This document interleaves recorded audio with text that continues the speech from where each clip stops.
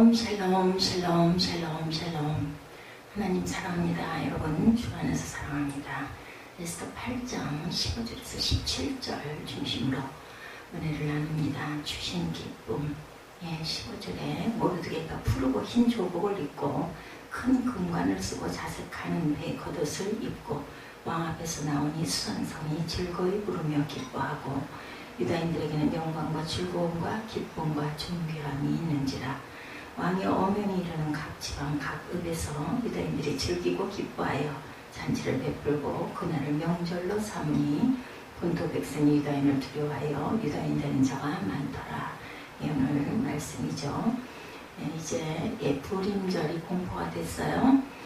이스라엘 사람들이 가장 소중하게 여기는 국경일이 두 가지가 있는데, 하나는 우리 현충일과 같은 전몰자 추도일 욤 하자카람, 다른 하나는 우리 광복절과 같은 독립기념일 욤 하이츠마웃, 이렇게 두 날이 가지고 국경일이라고 합니다. 그런데 이 국경일이 연이어 있는데 4월 15일이 전몰자 추도일, 16일이 독립기념일입니다. 전몰자 기념일은 지난 66년 동안 이스라엘을 지키다 숨진 23,085명의 군인들을 추도하는 날이고, 많은 가정이 전쟁과 테러 공격 중에 사랑하는 가족을 잃었기 때문에 그들은 슬픈 날입니다. 온 국민이 이날 눈물로 애도하며 전몰자들을 추도하죠. 그런데 그 다음 날 바로 분위기가 바뀌어서 1947년 4월 16일 이스라엘이 독립국가가 된 날입니다. 당시 그 땅에 60만이 살았었지만 이제는 독립국가가 되어서 600만 명이 살게 되었죠. 외국인들의 눈에는 정말 낯선 풍경, 어제만 해도 눈물로 물고 애도하다가 다음날 바로 춤을 추며 기뻐하는 축제를 벌이죠. 반전도 그런 반전이 없습니다. 그런데 따지고 보면 우리는 인생 고난과 역경의 연속이죠. 눈물 짓고 한숨 지으며 살아갑니다. 그래서 하나님의 놀라우신 은혜로 인생이 반전이 됩니다. 그래서 눈물이 변하여 기쁨이 되죠. 슬픔이 변하여 춤이 됩니다. 한숨이 변하여 찬양이 되죠. 하나님께서 눈물이 가득한 우리 인생 한복판에 기쁨을 주셨기 때문인데, 오늘 본문 말씀 역시 인생의 반전 드라마. 절제절명의 위기 속에 눈물 짓고 두려워 떨던 이스라엘 백성들이 기쁨의 축제와 잔치를 벌이게 되죠. 하나님의 개입이고 하나님의 역사가 나타납니다. 본문의 이 반전 드라마를 살펴보면 바사왕 고레스의 조소 반포로 이스라엘 백성들이 고국으로 돌아갈 수 있게 되었고, 그래서 스룹바벨의 인도하에 많은 이스라엘 백성들이 고국으로 돌아갑니다. 근데 일부 이스라엘 백성들은 여전히 바사 땅에 남아 있었죠. 나름대로 바사 땅에서 기반을 다졌거나 아니면 또 고국으로 돌아갈 형편이 못된 그런 사람들입니다. 바사 땅에 남아있던 이스라엘 백성들에게 뜻하지 않은 위기가 찾아오는 사건. 아말렉 출신 하만이라는 사람이 모르드게와의 갈등 때문에 이스라엘 백성을 제거하려는 음모를 꾸미죠. 당시 바사왕 아하수에로가 그 음모에 넘어가서 바사 땅에 살고 있는 모든 이스라엘 백성들을 일제히 죽이라는 조서를 내리게 되었습니다. 절제절명의 위기 속에 모르드게와 이스라엘 백성들은 하나님 앞에 금식하며 죄를 뒤집어쓰고 대성 통곡을 합니다. 이때 왕비였던 에스더가 이 소식을 전해 듣죠. 그리고 왕 앞에 나아가 동족들을 위해 탄원하라는 모르드게의 요청을 받습니다. 그 시대에는 왕이 나와라 하지 않는데 나가면 왕비라 할지라도 죽을 수밖에 없는 아주 무서운 그러한 그 국법이 있었습니다. 누구를 막론하고 처형하도록 되어 있었죠. 이때 에스더는 이스라엘 백성들과 함께 3일 밤낮을 금식하고 기도한 후에 내가 왕 앞에 나아갔다가 부르지도 않는데 나갔다 죽으면 죽으리라, 이런 각오를 가지고 왕 앞에 나아갑니다. 하나님의 은혜로 왕이 에스더를 기쁜 마음으로 맞아주었고 에스더가 배설한 잔치에도 참여를 하죠. 그리고 그동안 잊고 있었던 모르드게의 공적을 새삼 다시 한번 깨우쳐 알게 됩니다. 그래서 왕이 하만의 관계를 알게 되고 그를 처형하는 아주 통쾌한 사건이 일어나죠. 더 중요한 것은 이스라엘 백성을 위한 새로운 조서를 반포합니다. 이제 새로운 조서가 반포되자 바사 제국 내 모든 이스라엘 백성들은 크게 기뻐하였고 큰 잔치를 베풀게 된 그런 내용이죠. 이렇게 해서 이스라엘 백성들은 반전의 큰 기쁨을 맛보게 되고 이 반전의 기쁨은 바로 하나님께서 주신 기쁨이었습니다. 예, 그들이 맛보던 기쁨을 생각해 봅니다. 깨달음의 기쁨. 당시 많은 이스라엘 백성들은 고국으로 돌아갈 수 있었지만 바사 땅에 그대로 남아 있었어요. 형편이 안 돼서 못 간 사람보다는 난 이만큼 이루고 살았는데 내가 어떻게 이걸 다 버리고 가나 이런 마음 때문에 돌아가지 못한 사람들, 고국으로 돌아가서 성전도 지고 하나님께서 주신 약속의 땅 가나안도 재건해야 했지만 그들은 미련을 버리지 못했었죠. 그래서 늘 마음 한구석에 하나님께 죄 짓는 듯한 그런 마음, 그런 마음들이 있었습니다. 그래서 그러다가 이런 사태가 터진 거죠. 자칫 바사 땅에 남아있던 이스라엘 백성들이 전멸을 당한 위기가 왔습니다. 아마도 그들은 하나님께서 고국으로 돌아가지 않은 자기들에게 벌을 내리신 것이다 이렇게 생각하는 그런 경향이 많았겠죠. 아니면 하나님이 나를 버리셨나, 순종하지 않아서. 여러분들 같은 그런 마음 안 드시겠어요? 저 같으면 그런 마음이 12번도 들었을 것 같습니다. 그건 아니었습니다. 하나님께서는 여전히 그들을 사랑하셨고 여전히 자기들 곁에 계셨고 여전히 자기들을 보살펴주고 계시다는 것을 그 사건을 통해서 깨닫게 됩니다.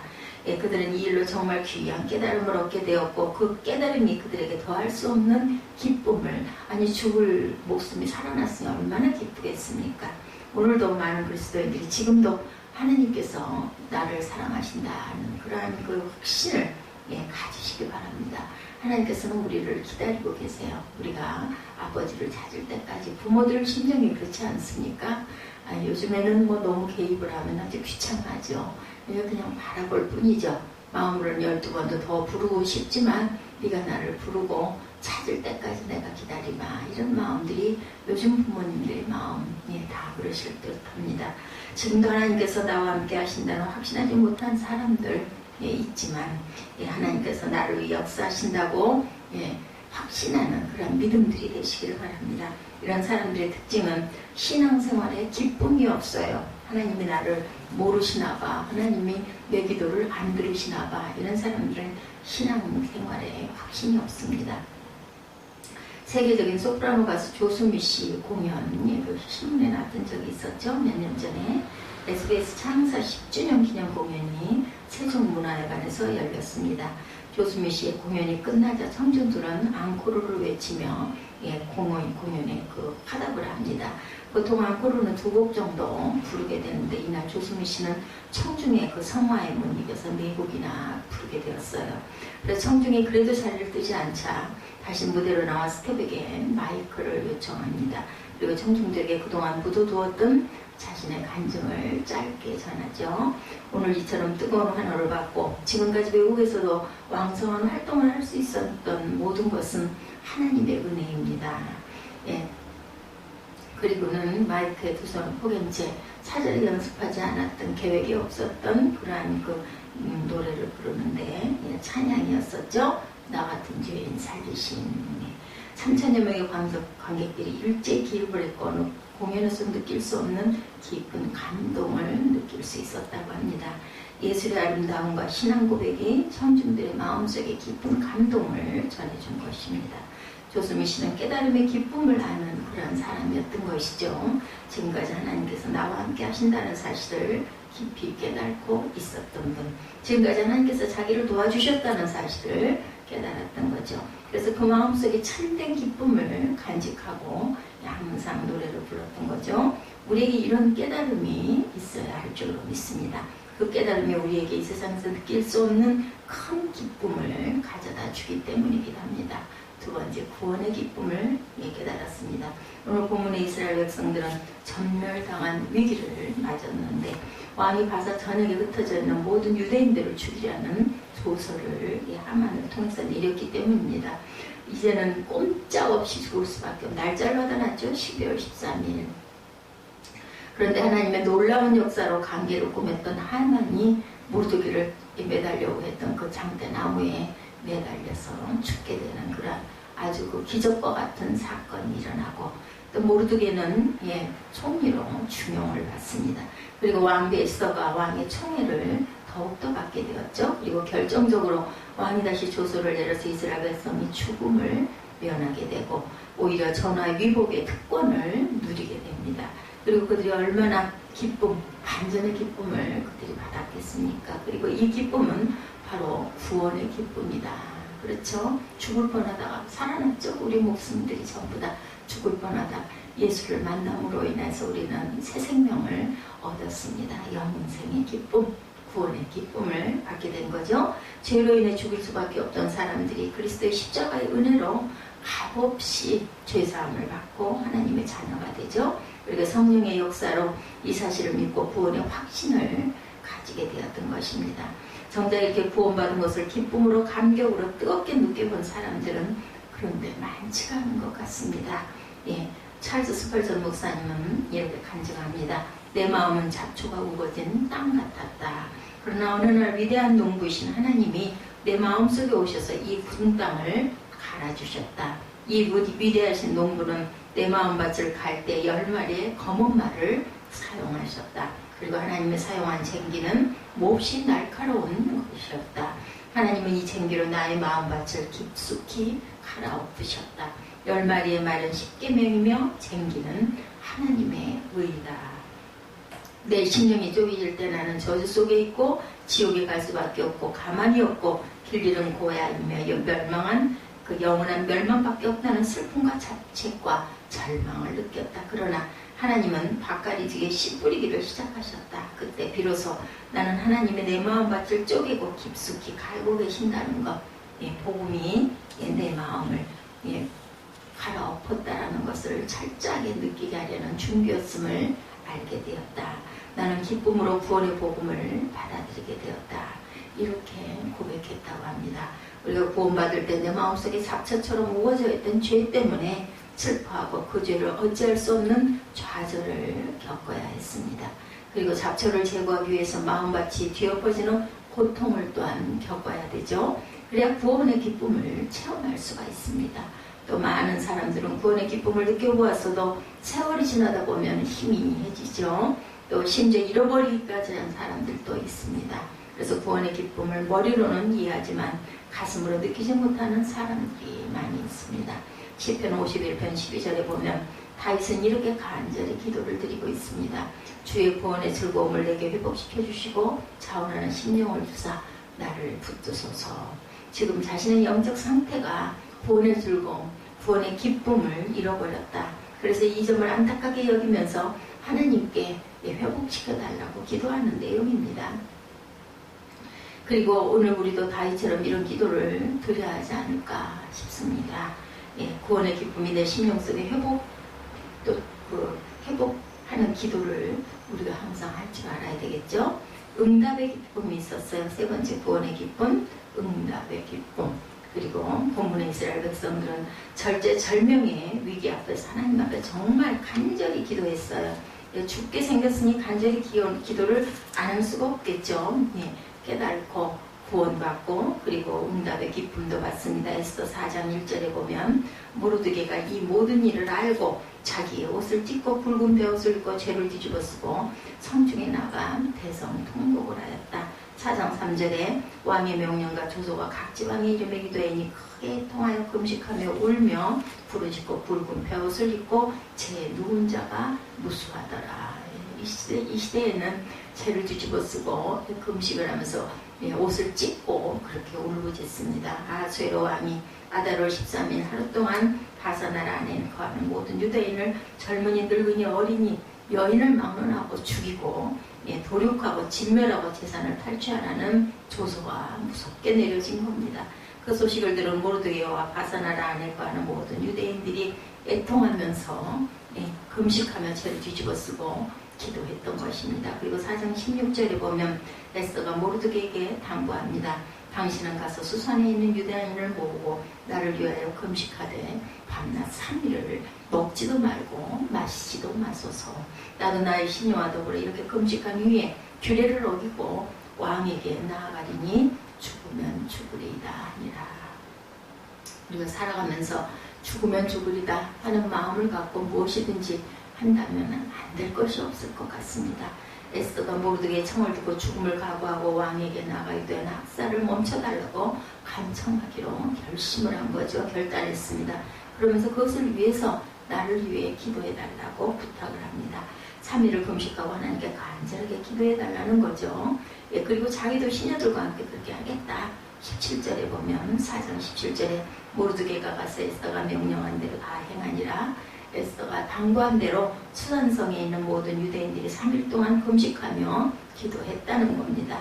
이스라엘 백성들은 절제절명의 위기의 순간 하나가 되어서 기도했습니다. 전력을 다해 기도했겠죠. 예, 내가 죽느냐 사느냐인데 안 할 수가 없었겠죠. 금식하며 기도했습니다. 간절히 기도밖에 할 것이 없죠. 목 상황이 어떻게 하겠어요. 기도밖에 할 수가 없습니다. 그들의 반전의 소식을 듣죠. 하만이 처형되는 모습을 지켜보게 되었고 왕이 새로운 조서를 발표합니다. 모르드게가 왕의 신임을 받은 자리로 발탁이 됩니다. 그들은 하나님께서 자기들의 간절한 기도를 들으셨다는 것을 직접 눈으로 확인하게 됩니다. 누가복음 1장 13, 14절에 보면 천사가 그에게 이르되 사가랴야 무서워하지 말라 너의 간구함이 들린지라 이렇게 나타나 있습니다. 내 아내 엘리사벳이 내게 아들을 낳아주리니 그 이름을 요한이라 하라. 너도 기뻐하고 즐거워할 것이요 많은 사람도 그의 태어남을 기뻐하리니. 사가랴는 제사장이었죠. 아내 엘리사벳과 사이에 아이가 없었습니다. 그런데 이미 나이가 많죠. 그들이 오랫동안 이 일로 하나님 앞에 기도했습니다. 이제 천사가 사가랴에게 하나님의 뜻을 전합니다. 하나님께서 사가랴의 기도를 들으셔서 응답하신다는 거죠. 그래서 아들을 낳을 것인데 그가 세례 요한이다. 그러면서 내가 기뻐할 뿐 아니라 장차 많은 사람이 기뻐할 것이다. 이렇게 천사가 알려줍니다.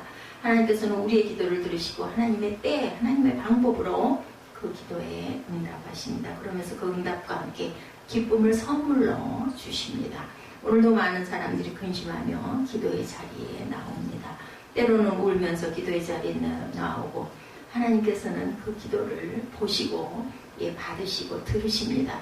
그 마음도 살피고 계십니다. 염려하는 마음, 애통해하는 마음, 두려워하는 마음, 그리고 또 마음을 기쁨으로 바꿔 가득 채워주신다는 것. 하나님은 우리에게 기쁨을 주시는 분입니다. 구원을 주시는 분이고 깨달음을 주시는 분입니다. 죄로 인해 영적으로 고통받던 우리들에게 이런 귀한 기쁨들을 선사하기 위해서 오늘도 기다리고 계십니다. 여러분, 하나님께 문제가 있습니까? 간절히 간구하고 온 마음을 다해 기도할 때 하나님께서는 우리들에게 왜 이런 일이 일어났는지를 깨닫게 해주시고 건져주시고 그것으로 인한 기쁨을 주시는 분, 그 선물을 잔뜩 품에 안고 기다리고 계시는 우리 아버지라는 것을 깨달아 알고 절대로 절망하거나 실망하거나 안타까워하지 마시고 그 시간에 기도하는 저와 여러분 되시기를 주님의 이름으로 축복합니다. 주님 앞으로 나오시면 기도하시면 이 귀한 기쁨을 하나님께서 나눠주실 것입니다. 믿고 한번 구해보시기 바랍니다. 기도하시겠습니다.